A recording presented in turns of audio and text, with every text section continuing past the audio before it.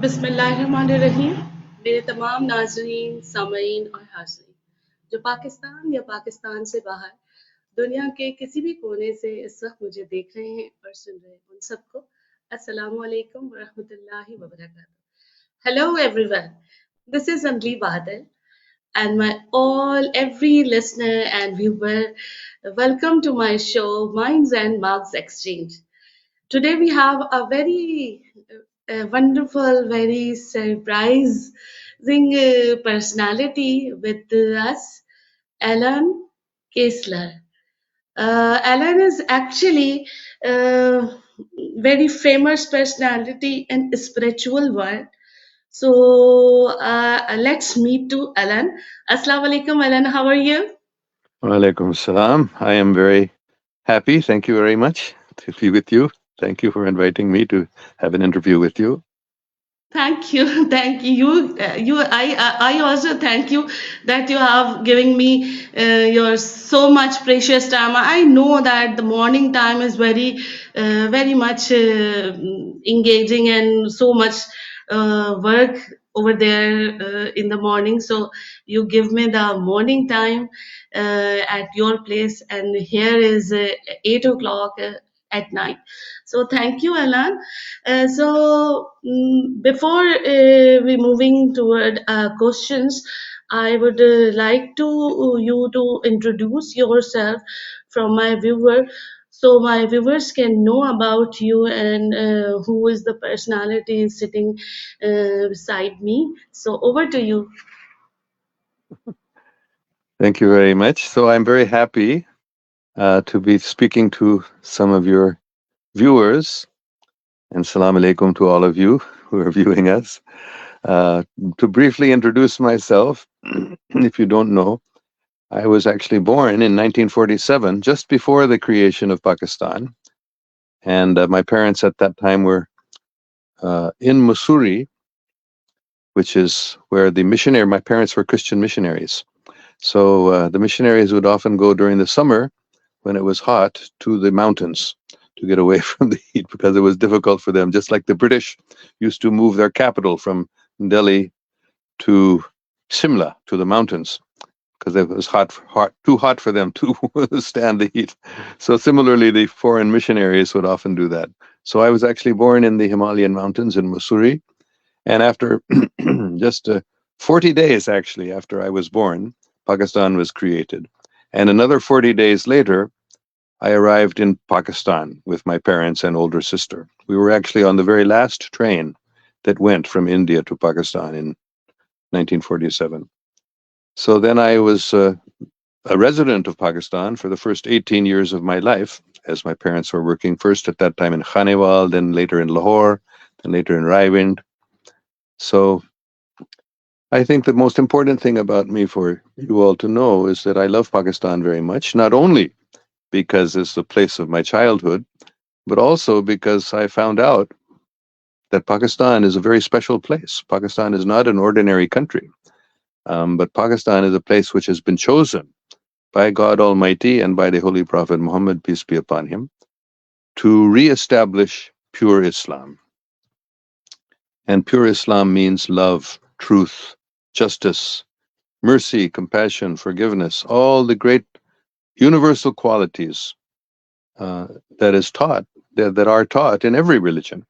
That's the real meaning and purpose of Islam. So I have been told that this is what I should dedicate my life to, is to promoting understanding of the special position of Pakistan, especially for Pakistanis to understand. You're not ordinary people. You have a special privilege and a special responsibility to work very, very diligently, very humbly, and very prayerfully for creating Pakistan as the true land of the pure. Pakistan means land of the pure. So Pakistan must become land of the pure. And when that happens, then Pakistan will lead the world in establishing world peace and truth and justice. So that's the most important thing about me, I would say, for you to hear. But you can ask any questions on the Liebji, whatever you want. Yes. Yes, I know about this because I watch your videos so many times, again and again, again and again. So but most of the people don't know about you, or if the people don't know about you, so they can know by your verdicts, na? So that's good. So I studied about your work, and you founded the Pak Rishta. What is actually Rasta? Pak Rasta is actually Pak Rasta. What is the Pak Rasta? Why you founded this, and what is the purpose behind this, and how you what is your inspiration? Please share with it. Well, Pak Rasta is just a spiritual movement, you can say, but really it's more of an idea than anything. There's not really much organization at all. And an inspiration was, I hesitate to say, but really it was the Holy Prophet Muhammad, peace be upon him, and Allama Iqbal Rahmatullah. They were the real inspiration behind it. So in about 1983, at that time I was living in Karachi and traveling around Pakistan.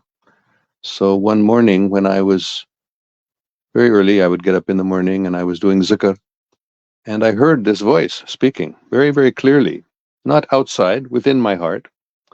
And it said, Pakistan da matlab hai, O Pakistan, jithe Hazuri Pak ude Pak Musahib de naal, Islam Pak phir qaim kar denage, in Punjabi. So I knew a little Punjabi from my childhood. So I sort of understood it, but actually a lot of it I didn't understand. And at that same time, I was given the instruction that one day I would have to start a movement to be called Pak Rasta. So this was the beginning of that. And then later, anyway, many, many wonderful things happened to me, meeting various Sufis and holy people. And I came to understand that really, I was actually shocked by this. When I first went to Sialkot, to the home of Allama Iqbal Rahmatullah, where he was born and raised, I was given the invitation by the manager or the supervisor of that shrine, because his home is now a national monument, I guess, and a shrine. So the person who was organizing our tour there and was the manager of that property, he said to me after we had gone on a tour of the entire house, he said, you may choose any room you like and you may sit there as long as you want. And I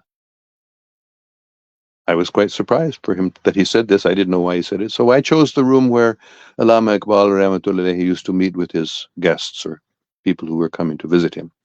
So I went there, and I didn't know they were videoing me. They were watching me live on the camera. But I just went, I started doing zikr and praying, and I felt Allama Iqbal Rahmatullah was actually literally present there. And that he was telling me, actually I can't remember if it was the first or second visit, because I went there twice. In 2015, I think, 2016, yes, around that time. So on one of those two visits, he said to me, and I was quite shocked by this actually, because I knew about Pak Rasta, but I hadn't really done anything about it. And I had the idea it was some sort of spiritual movement. But then he told me that Pak Rasta means that Pakistanis must learn to use the internet to do two things. One, to make money, and two, to spread the message of Pak Rasta, or the message of Pakistan, which is the message of Pakistan basically is Pakistan means land of the pure. People of Pakistan must become pure, pure-hearted spiritually, and must stand up for pure Islam, for truth and justice, love, honesty, all the great qualities of all the religions. That is what is required of the Pakistani people now. And when Pakistani people become real Pakistanis, become pure, by doing these two things, by using the internet to make money and using the internet to spread the message of Pakistan, then pure Islam will be reestablished in Pakistan and around the world. So this is basically what Pak Rasta is. I really don't know much about it still, exactly what it would become, but these two things I know. This is what it is supposed to be.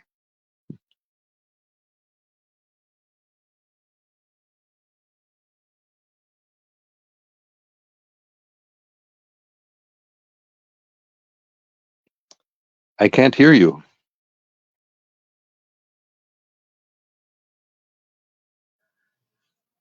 Okay, that's wonderful that you think about and about Pakistan, and a movement. A movement starts from by yourself. So, tell me about a little bit about the Institute of All Intelligent Life. What is the Institute of All Intelligent Life, and what are you doing? What the insights of this institute, and how it's good for love and peace, and how they promote the love. So the Institute of All Intelligent Life was started by my good wife and myself about 8 years ago, I think, or 10 years ago. And it is an educational institution. And the purpose is to study and to spread knowledge of extraterrestrials. That is, our brothers and sisters from other planets. And what we are doing now, well, we are having meetings every week here in Esparto, California, where I live. And we just discuss about extraterrestrials and hear about experiences that different people have had. You know, some people are surprised to hear this, but I would say millions, but certainly many hundreds of thousands of people on our planet right now have experienced the presence of extraterrestrials. Not only by seeing lights in the sky or seeing UFOs, but by actually meeting and talking with extraterrestrials also. So many people don't realize that, mainly because the media and government and educational institutions have suppressed this very important knowledge. But now, recently, just in the last year or two, it's coming out publicly. Even the United States government is openly now talking about it. So things have changed very recently, but in the past, people didn't know that extraterrestrials exist. People live on other planets also, even though it's taught in every religion that there are, people on other planets.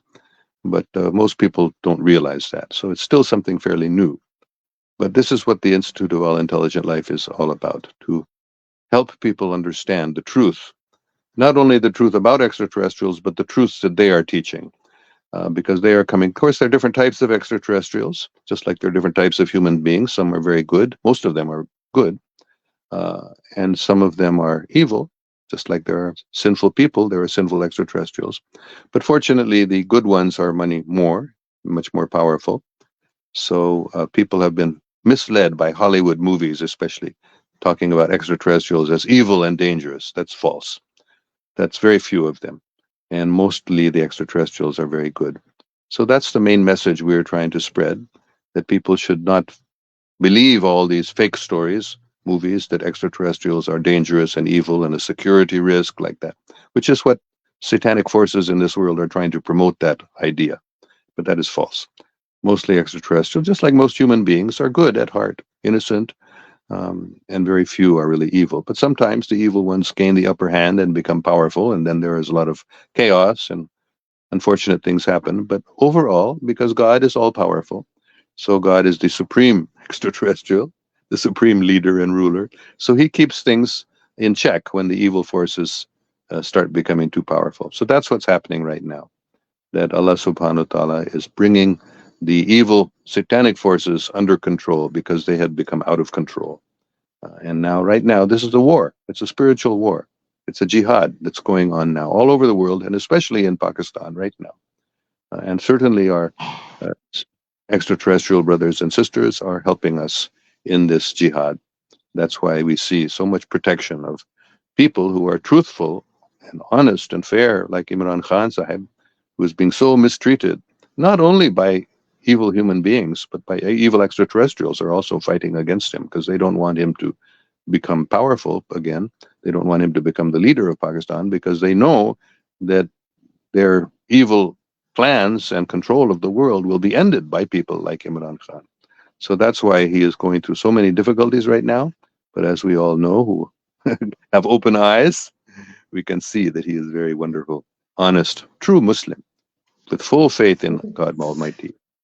So this is really the most important message that I have to give to Pakistanis. Stand up now, support Imran Khan Sahib and all of his workers who have been imprisoned. His good wife and he himself both are in great danger, so we must pray for their protection. And the thousands of his party workers who are still languishing in jail, and other people like Imran Iraz Khan Sahib, who's his great supporter and promoter, who's again jailed on false charges, of Yes. course. And Mr. Chatta, who was the divisional commissioner of Rawalpindi, who also very great Yes. soul, great Muslim, who honestly came out and admitted that he was involved in rigging these elections himself, and he apologized and he begged for forgiveness and he said, I deserve to be hung for this crime. And he was also apologetic to the people that he had ordered to do this rigging. So then he also named other people who were involved in this rigging. So he was very courageous. He came out very intelligently with this. As I said, he was supposed to have a press conference talking about cricket. And Yes. then he spoke this information about the rigging of the election. So if they had known, they meaning the satanic forces had known he was going to talk about this, they would never have allowed that press conference. But then it came out, and of course he was immediately taken into custody or whatever they have done with him. I don't really know where he is right now. But they're trying to make all this fake news to try to counteract the truth that he was promoting. Namely, they're saying, oh, he's recanted, he's withdrawn his statements, they were wrong with this or that. They try to make some excuse. It's all lies.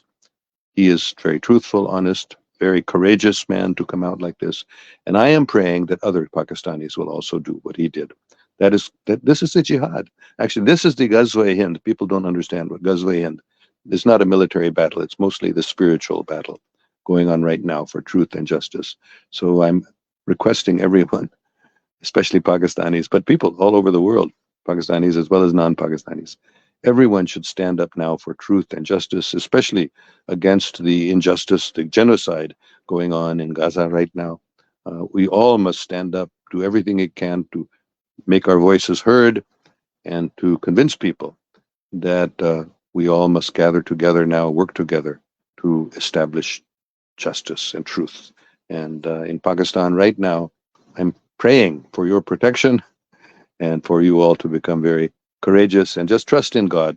Trust Almighty Allah subhanahu wa ta'ala, that He will protect you. This is just like in the earlier days of Islam, the Muslims were so fearless, because they knew that Allah subhanahu wa ta'ala is powerful. He will protect us.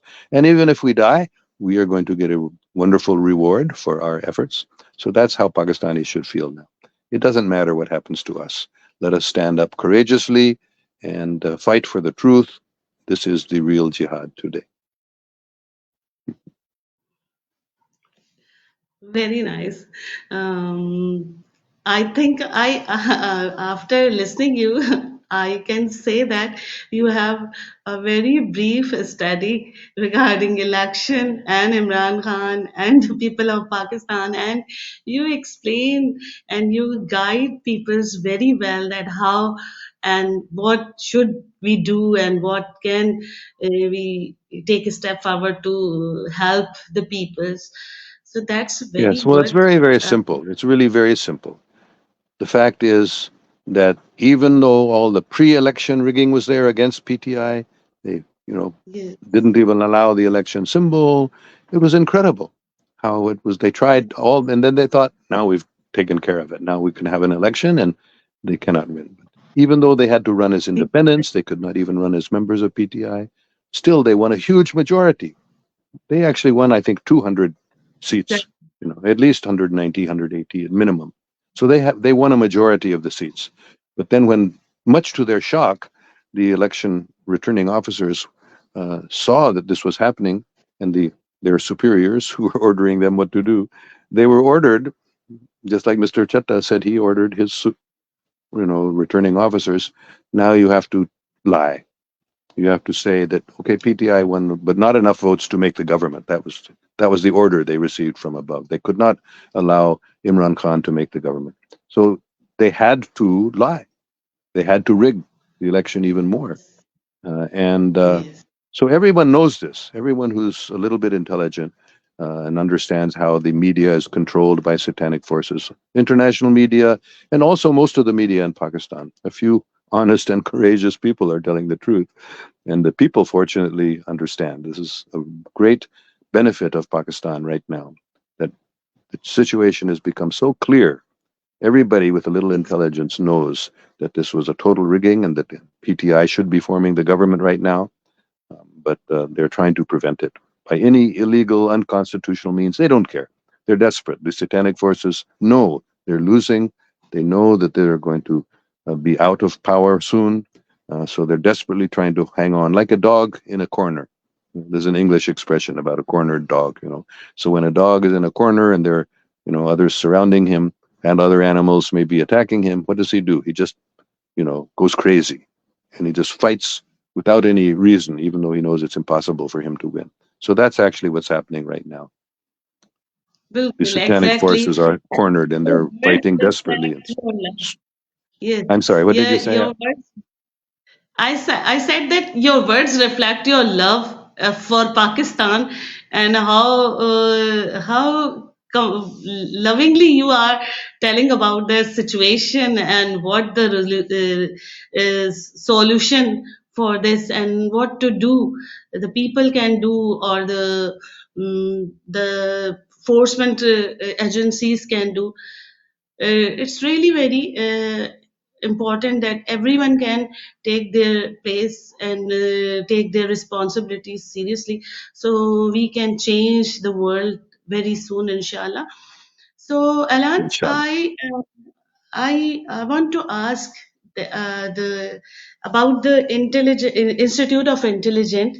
One more thing that you believe that aliens sort of people can come down and for help the people or someone else or from other planets. Yes. Yes, I have met Okay. extraterrestrials myself, first when I was 9 years old, the first time, and many people. I'm not unusual. There are, again, I say probably millions of people, but certainly many hundreds of thousands of people have been contacted by extraterrestrials. And so it's very, very important for us. These two things are extremely important. One, that people of different religions should come together, understand there's really only one religion, that is the surrender to God and love and truth and justice. That is one thing that we all must realize. And the other thing we must realize is that there are people from other planets who are coming here now to help us. And It's mean the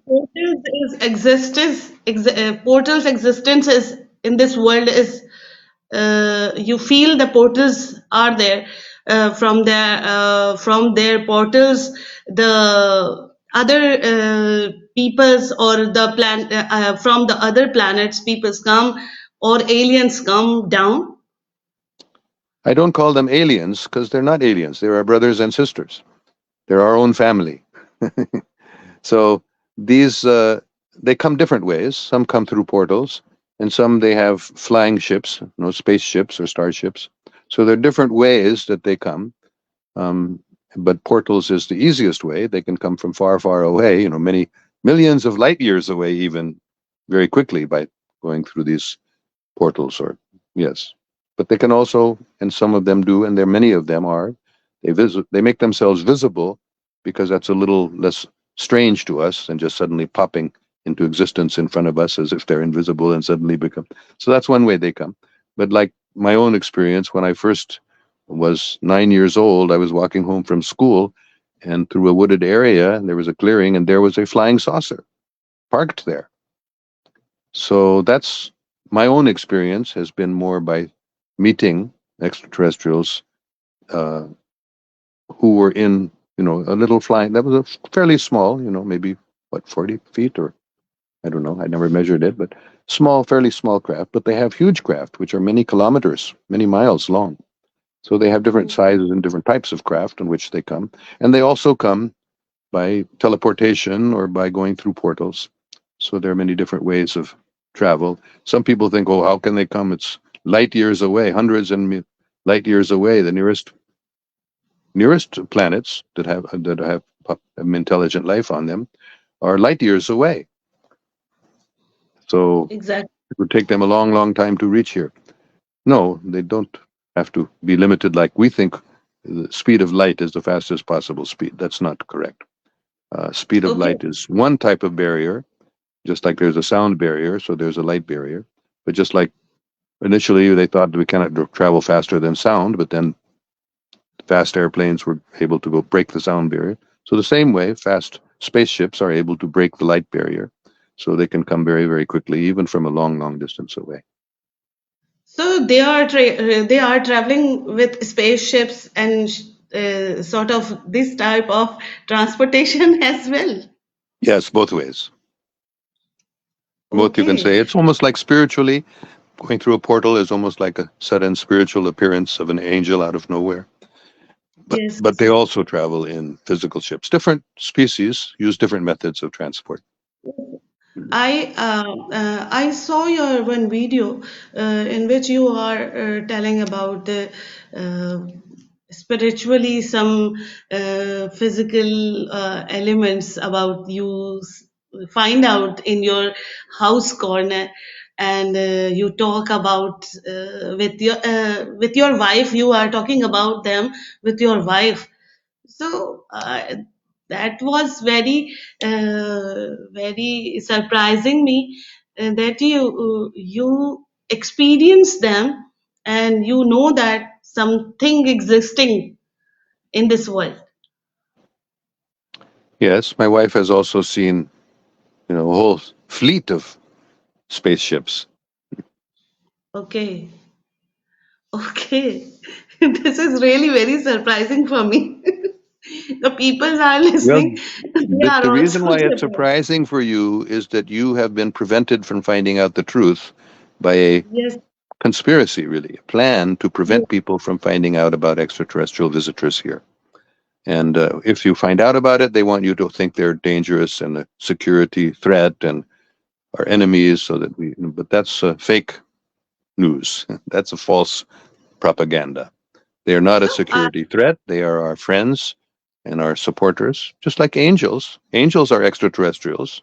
They're not from this yes. planet. Extraterrestrial means people not from this planet. So angels are definitely extraterrestrials. So, and they are mostly the good ones, are called angels. So there are all types of beings who don't live from this planet. They come from other planets or other dimensions or other densities or different types of realities.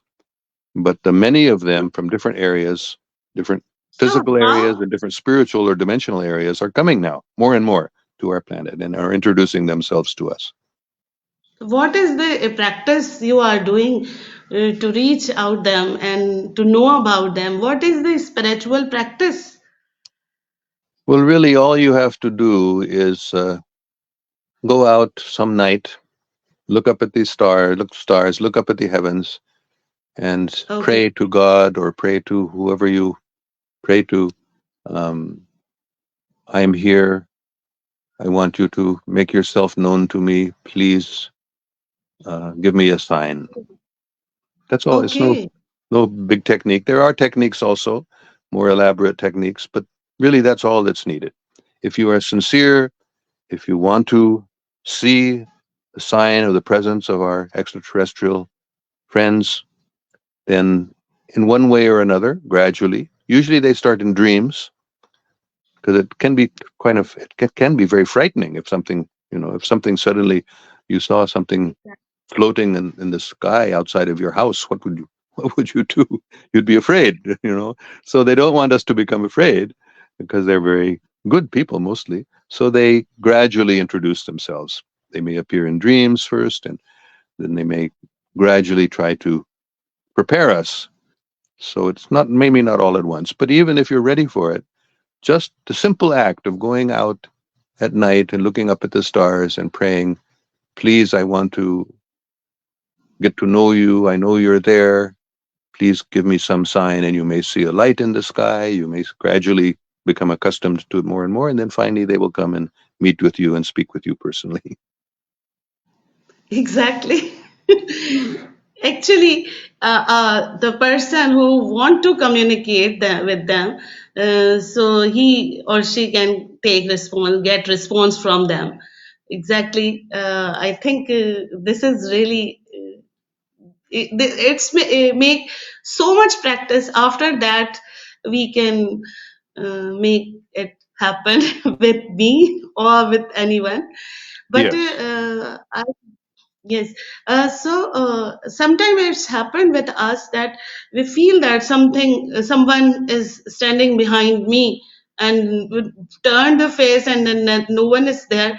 So it's feeling that. But I want to ask you that how you feel, what is the thing which enforce you or which give which what I can say which give you this path to go and to research on them. Well, again, when I was 9 years old, I first met this extraterrestrial lady. In fact, she was so kind and loving, I felt she was my real mother. And when I got home from school that day, I even told my mother, "You're not my real mother," because I felt this extraterrestrial lady. She was not a human being. Her ears were actually on the top of her head. So she looked more like a feline. But otherwise, she looked, 2 arms, 2 legs, like that, standing upright. So she was the one who gave me this idea initially and helped me understand the reality of extraterrestrials.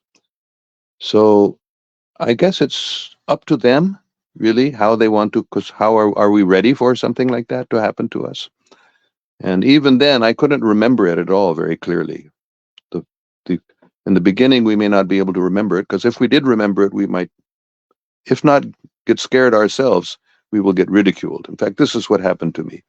When I first started talking about it, some of my best friends said I'd gone crazy, and so I didn't talk about it much. But then after some years, when the time was right, I guess, I started talking about it openly, and my good wife and I started this Institute for All Intelligent Life to promote these ideas and understandings better. Okay, very nice to know that all this story, and it's really interesting. I want to know more about it, and I want to learn more about it because I am very interested in this type of things.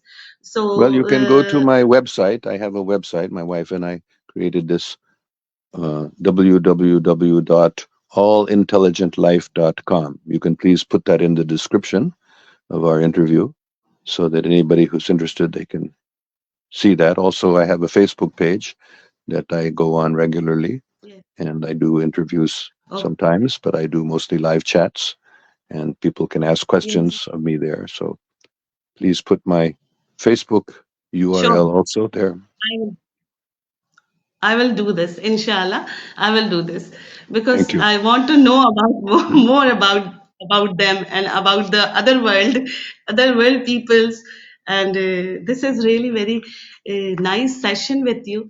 I want to request you to give a very good message to the people of Pakistan, or what to do or what not, or what is the benefit for the Pakistan. Well, the best thing to do right now, practically, is listen to Imran Khan Sahib and do what he says to do. He is especially peaceful protest,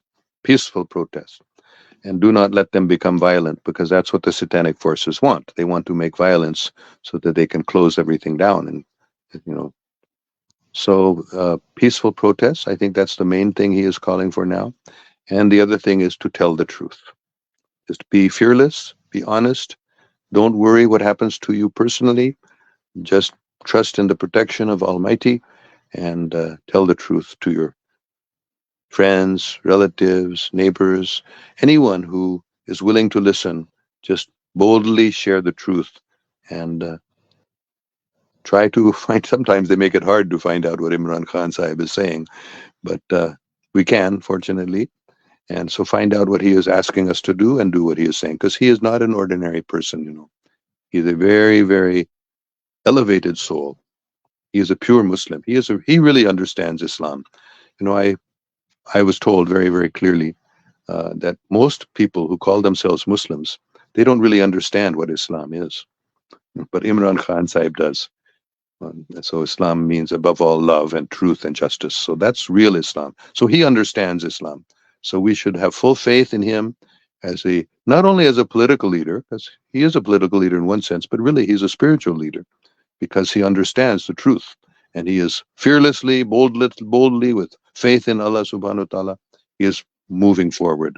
So that's what we should all do. Move forward with full faith in God and trusting his protection and praying for his protection for ourselves as well as for all those who are engaged in this great spiritual battle, especially Imran Khan Sahib and Bushra Bibi Ji and their close associates and their PTI workers. So let us pray for each other and work fearlessly, stand up boldly, tell the truth and go to peaceful protests and do whatever you can. But the one thing I would say is just find out what Imran Khan Sahib is asking us to do and do that. Thank you once again for your very precious time which you are giving me, and I talk to you, and my wish come true.